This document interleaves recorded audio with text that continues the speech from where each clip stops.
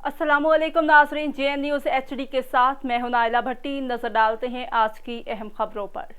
कोयटा से खबर शामिल करते हैं। किला अब्दुल्ला में पानी का दबाव, 3 डैम टूट गए। बलूचिस्तान के जिला किला अब्दुल्ला में पानी के दबाव से 3 डैम टूट गए। डिप्टी कमिश्नर के मुताबिक माचका 1, 2 और माचका 3 डैम टूट गए हैं। उन्होंने बताया कि तोबा अजगजई और पहाड़ी सैलाबी रेलों से तीनों डैम भर गए थे। तमाम इलाकों के मकीनों को महफूज मकामात पर मुंतकिल होने की हिदायत की गई है। मकामी असिस्टेंट कमिश्नर ने बताया कि लिविस की रेस्क्यू टीमें लोगों को महफूज मकाम पर मुंतकिल करने में मसरूफ हैं। किला अब्दुल्ला के इलाकों हबीबजई, मीरजई और मुख्तलिफ इलाकों में सैलाबी सूरत हाल पैदा हो गई है।